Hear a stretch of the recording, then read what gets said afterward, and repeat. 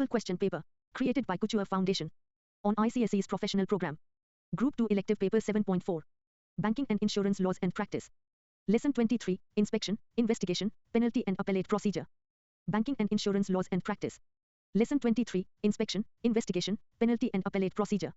Question paper. Total, 100 marks. Part I. Short answer questions, 40 marks.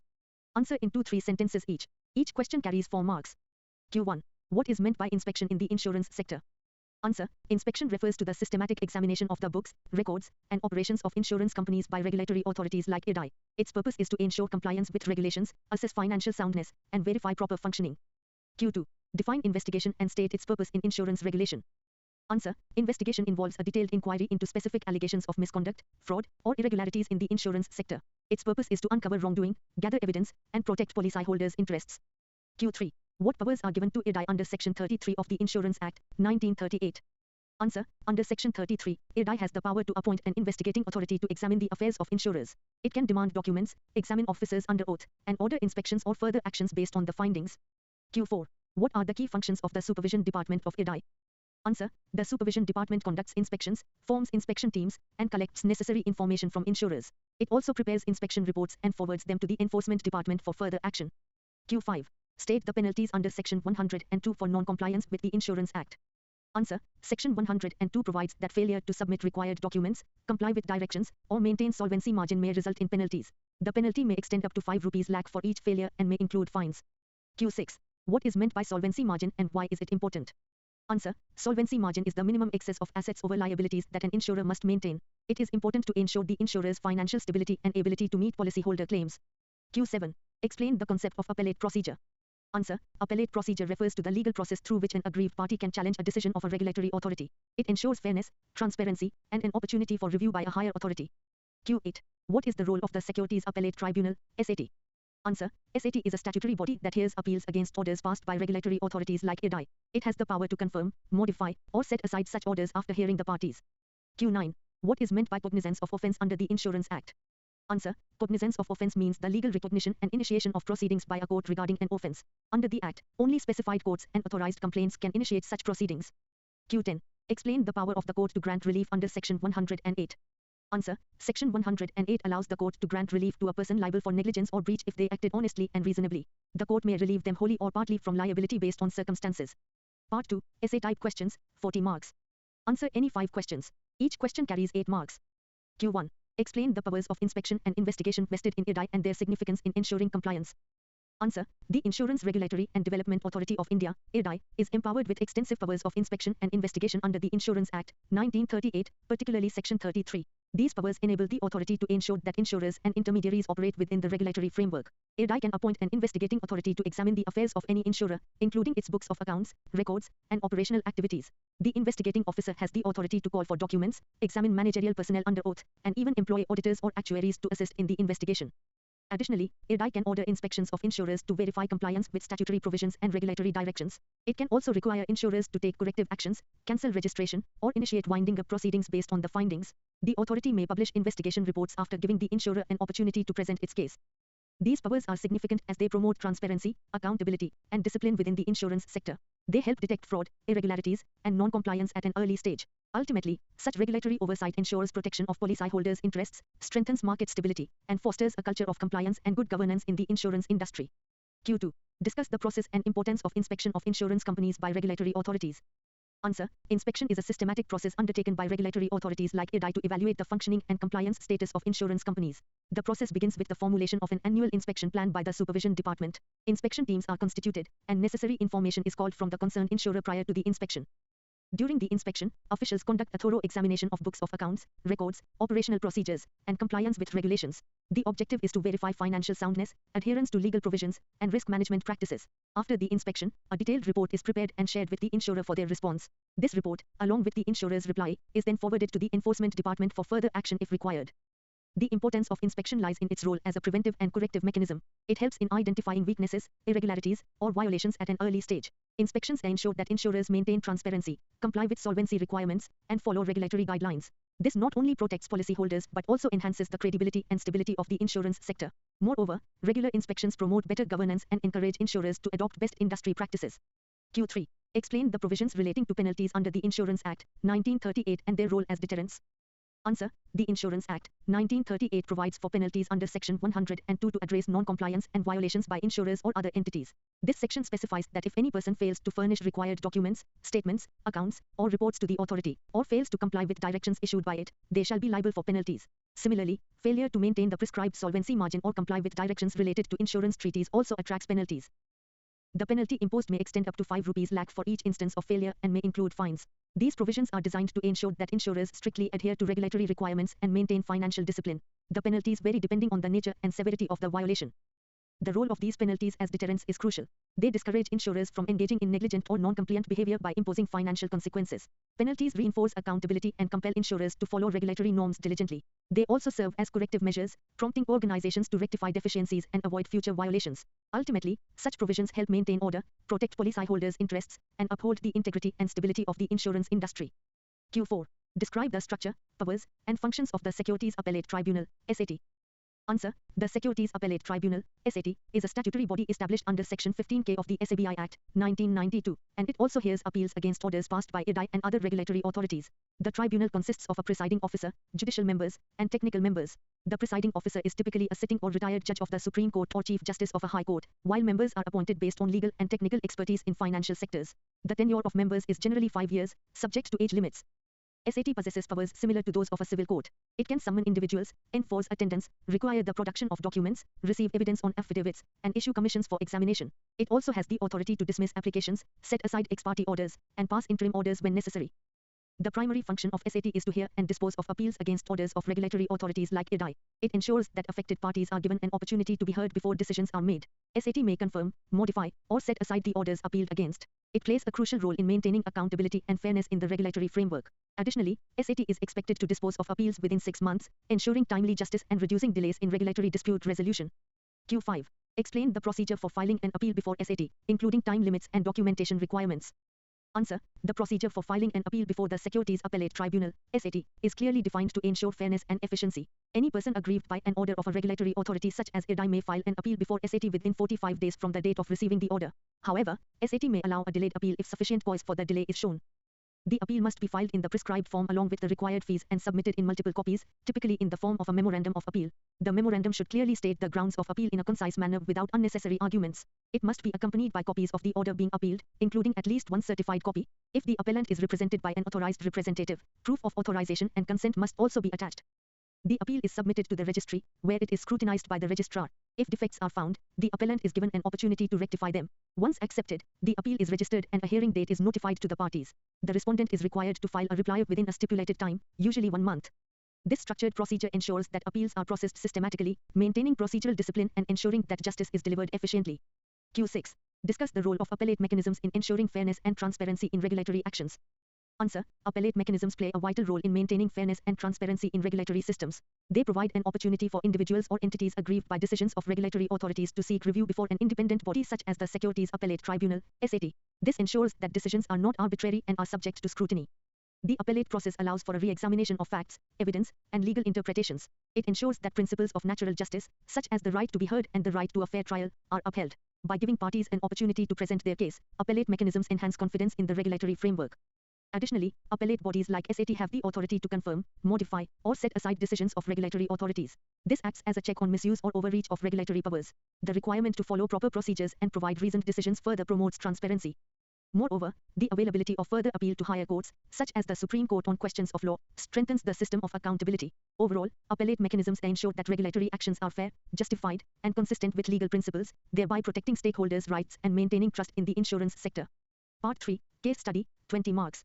Read the following case carefully and answer the questions that follow. An insurance company was found to have failed in maintaining the required solvency margin and did not comply with certain directions issued by IRDAI. Upon inspection and investigation, several irregularities were identified. The authority imposed penalties and issued corrective directions. The company, however, decided to challenge the order before the Securities Appellate Tribunal, SAT. Questions.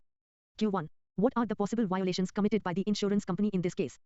Answer. The company failed to maintain the required solvency margin and did not comply with directions issued by IRDAI. These constitute violations of regulatory requirements under the Insurance Act, 1938 and indicate non-compliance with statutory obligations. Q2. What penalties can be imposed under the Insurance Act, 1938 for such violations? Answer. Under Section 102, the company may be liable to a penalty of up to 5 rupees lakh for each failure. Additional regulatory actions such as corrective directions or further disciplinary measures may also be imposed. Q3. What rights does the company have under the appellate procedure? Answer. The company has the right to appeal against the order of IRDAI before the Securities Appellate Tribunal, SAT. It is entitled to present its case, submit evidence, and seek review of the decision. Q4. What is the time limit for filing an appeal before SAT? Answer. An appeal must be filed within 45 days from the date of receipt of the order. However, SAT may allow a delayed appeal if sufficient cause for the delay is shown. Q5. What role does SAT play in resolving such disputes? Answer. SAT acts as an independent appellate authority to review decisions of regulatory bodies like IRDAI. It can confirm, modify, or set aside the order after giving both parties an opportunity to be heard. Trophy Gold Medal Classical Building Woman Student. Test yourself. Q1. What is the scope and extent of the power of investigation and inspection held by the Insurance Regulatory and Development Authority of India, IRDAI? Answer. The Insurance Regulatory and Development Authority of India, IRDAI, possesses wide-ranging powers of inspection and investigation under the Insurance Act, 1938, particularly Section 33 and Section 14, 2H, of the IRDAI Act, 1999. These powers extend to insurers, intermediaries, and other entities connected with the insurance business. IRDAI can call for information, conduct inspections, and order detailed investigations into the affairs of such entities at any time. The scope of these powers includes examination of books of accounts, records, and operational practices to ensure compliance with legal and regulatory requirements. IRDAI may appoint an investigating authority to carry out inquiries and even engage auditors or actuaries to assist in the process. It can also examine managerial personnel under oath and require them to furnish necessary information. The extent of these powers is quite comprehensive, as IRDAI can take further action based on the findings of inspection or investigation. This includes directing corrective measures, cancelling registration, or initiating winding up proceedings of an insurer. The authority may also publish investigation reports when deemed necessary. Overall, these powers enable IRDAI to maintain strict regulatory oversight, ensure financial discipline, detect irregularities, and safeguard policyholders' interests, thereby promoting stability and integrity in the insurance sector. Q2. How does the IRDAI exercise its power of investigation and inspection in the insurance sector, and what are the objectives behind such activities? Answer. IRDAI exercises its powers of inspection and investigation through a structured and systematic approach. The Supervision Department formulates inspection plans, constitutes teams, and calls for necessary information from insurers before conducting inspections. During inspection, officials examine financial records, operational procedures, and compliance with regulatory norms. In case of specific allegations or irregularities, IRDAI may appoint an investigating authority to conduct a detailed investigation. The investigating authority is empowered to demand documents, examine officers under oath, and seek assistance from auditors or actuaries. After completing the inspection or investigation, a detailed report is prepared and shared with the concerned entity for its response. Based on the findings, IRDAI may take appropriate actions, including issuing directions, imposing penalties, or recommending further proceedings. The primary objectives of these activities are to ensure compliance with regulatory requirements, maintain financial stability, and protect policyholders' interests. They also aim to detect fraud, misconduct, or irregularities within the insurance sector. Additionally, inspections and investigations promote transparency, accountability, and good governance among insurers. Thus, through these mechanisms, IRDAI ensures that insurance companies operate responsibly and in accordance with the law, contributing to a stable and trustworthy insurance market. Q3. What are the legal provisions and regulations governing the power of investigation and inspection vested in the IRDAI? How do these provisions ensure transparency, accountability, and fairness in the investigative and inspection processes? Answer. The powers of investigation and inspection vested in IRDAI are governed primarily by Section 33 of the Insurance Act, 1938 and Section 14, 2H, of the IRDAI Act, 1999.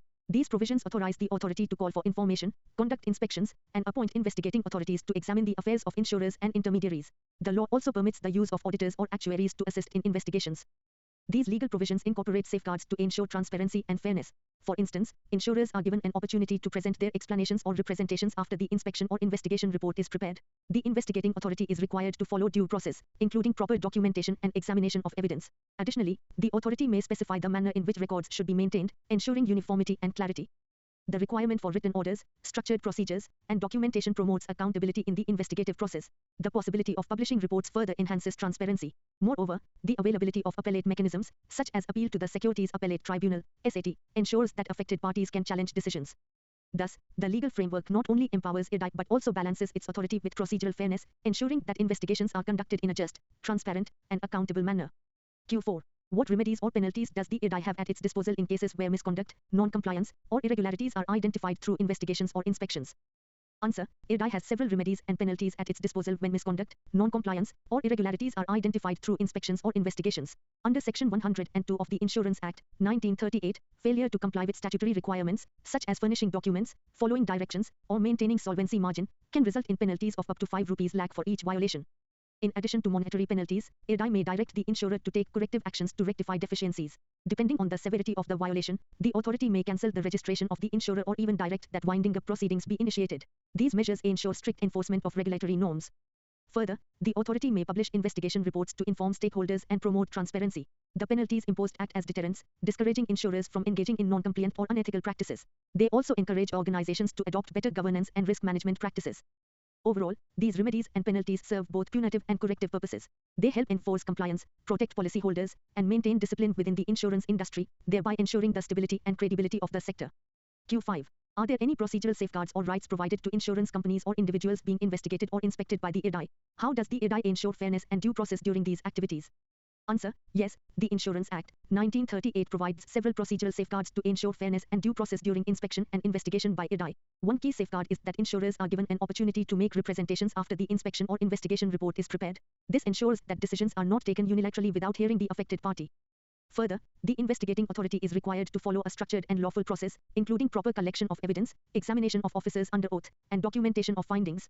The insurer has a duty to provide information, but this process is regulated and cannot be arbitrary. Additionally, copies of inspection reports may be provided to the insurer, ensuring transparency. IRDAI also acts through written orders and follows prescribed procedures, which enhances accountability. The possibility of publishing reports and the requirement to act reasonably further strengthen transparency. Most importantly, the availability of an appellate remedy before the Securities Appellate Tribunal, SAT, provides an additional layer of protection. Thus, fairness is ensured through adherence to due process, opportunity of hearing, transparency in reporting, and access to appellate review, thereby balancing regulatory authority with the rights of insurers.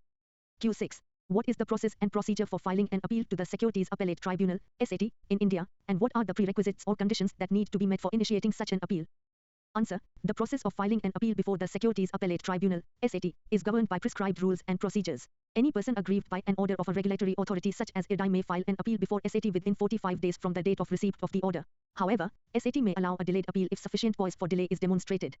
The appeal must be filed in the form of a memorandum of appeal, clearly stating the grounds without unnecessary arguments. It must be submitted in multiple copies along with the prescribed fee. The memorandum should be accompanied by copies of the order appealed against, including at least one certified copy. If represented by an authorized representative, a letter of authorization and consent must also be attached. The appeal is filed with the registry of SAT, where it is scrutinized by the registrar. If defects are found, the appellant is given time to rectify them. Once the appeal is in order, it is registered and assigned a number. The tribunal then notifies the parties of the hearing date, and the respondent is required to file a reply. These prerequisites and procedures ensure that appeals are properly documented, timely filed, and fairly adjudicated. Q7. What is the jurisdiction of the Securities Appellate Tribunal, SAT, regarding appeals related to securities laws and regulations? Are there any limitations on the types of decisions or orders that can be appealed to the SAT? Answer: the Securities Appellate Tribunal, SAT, has jurisdiction to hear and dispose of appeals against orders passed by regulatory authorities such as SABI, IRDAI, and FDA under their respective acts. In the context of the insurance sector, SAT hears appeals against decisions made under the Insurance Act, 1938, the IRDAI Act, 1999, and related regulations. SAT has the authority to exercise powers and jurisdiction similar to those conferred under the governing statutes. It can review decisions, examine evidence, and provide appropriate relief. However, its jurisdiction is limited to matters specifically assigned to it under these laws. It cannot entertain cases outside its statutory scope. A key limitation is that civil courts do not have jurisdiction over matters that SAT is empowered to decide, ensuring exclusivity. Additionally, only aggrieved persons can file appeals, and the appeal must be against a valid order of the authority. SAT does not deal with purely administrative or unrelated matters. Further, appeals from SAT decisions can only be made to the Supreme Court on questions of law, not on facts. Thus, while SAT has wide appellate jurisdiction, it operates within clearly defined legal boundaries and limitations. Q8. What remedies or reliefs can be sought through an appeal to the Securities Appellate Tribunal, SAT, and what factors does the SAT consider in determining the appropriate course of action or outcome of the appeal? Answer: through an appeal to the Securities Appellate Tribunal, SAT, an aggrieved party can seek various remedies or reliefs against orders passed by regulatory authorities. SAT has the power to confirm, modify, or set aside the order appealed against. It may also grant interim relief or injunctions where necessary to protect the interests of the parties during the pendency of the appeal. The tribunal considers several factors while determining the outcome of an appeal. These include the facts of the case, the evidence presented, compliance with legal provisions, and whether principles of natural justice have been followed. SAT also evaluates whether the regulatory authority acted within its powers and whether the decision was reasonable and justified. The tribunal ensures that both parties are given an opportunity to be heard before passing any order. It may also take into account the severity of the violation, the intent of the party, and the impact on stakeholders such as policyholders. Thus, SAT acts as a corrective and supervisory body, ensuring that justice is served. Its decisions help maintain fairness, accountability, and consistency in the regulatory framework while protecting the rights of all parties involved. Q9. How does Section 108 of the Insurance Act, 1938, enable the court to provide grant relief in insurance matters? Can you provide examples or scenarios where the court has exercised these powers to grant relief and their implications on the parties involved? Answer. Section 108 of the Insurance Act, 1938 empowers the court to grant relief in cases where a person is held liable for negligence, default, breach of duty, or breach of trust, but has acted honestly and reasonably. The provision gives discretionary power to the court to relieve such a person either wholly or partially from liability, depending on the circumstances of the case. This ensures that individuals are not unfairly punished for technical or unintentional lapses. The court considers whether the individual acted in good faith and whether it would be just and equitable to excuse the liability. This provision reflects the principle of fairness and recognizes that not all violations arise from deliberate misconduct. For example, if an insurance company official fails to comply with a procedural requirement due to an honest mistake but has otherwise acted diligently, the court may grant partial relief. Similarly, if a director unknowingly breaches a regulatory provision but has acted in the best interest of policyholders, the court may excuse him from liability. The implication of such relief is that it balances accountability with fairness. While ensuring compliance, it avoids harsh penalties in deserving cases. This provision promotes justice by considering intent and circumstances, thereby encouraging honest conduct within the insurance industry. Q10. How does Section 109 of the Insurance Act, 1938, outline the process by which offences under the Act are brought to the attention of the appropriate authorities? What factors are considered when determining the cognizance of insurance-related offences? Answer. Section 109 of the Insurance Act, 1938 outlines the process by which offences under the Act are taken cognizance of by courts. It specifies that no court inferior to that of a presidency magistrate or a magistrate of the first class shall try offences under the Act. This ensures that cases are handled by competent judicial authorities with adequate experience.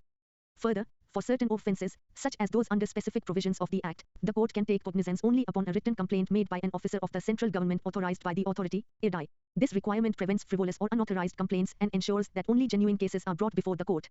The section emphasizes procedural safeguards by restricting who can initiate proceedings and which courts can adjudicate such matters. Factors considered in taking cognizance include the nature of the offense, the authority filing the complaint, and compliance with procedural requirements. Thus, Section 109 ensures that prosecution under the Insurance Act is carried out in a controlled and systematic manner. It promotes fairness, prevents misuse of legal processes, and ensures that offences are dealt with by appropriate judicial forums. Q11. What are the key provisions and penalties outlined in Section 102 of the Insurance Act, 1938, regarding non-compliance or contravention of the Act? How does this section ensure adherence to the regulatory framework within the insurance industry?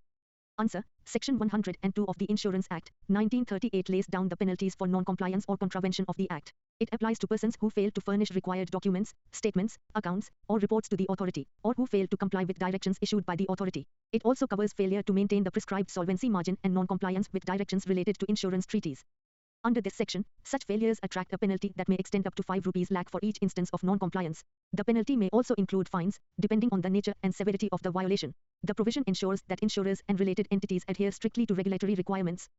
The significance of Section 102 lies in its role as a deterrent. By imposing financial penalties, it discourages negligence and non-compliance. It also reinforces accountability among insurers and ensures that they maintain proper records, financial discipline, and regulatory compliance. Moreover, this section supports the overall regulatory framework by ensuring that insurers act responsibly and transparently. It helps protect policyholders' interests and contributes to the stability and integrity of the insurance sector. Thus, Section 102 plays a crucial role in enforcing compliance and maintaining order within the industry. Thanks to Learn with us. You can find more study content on our website couture.com.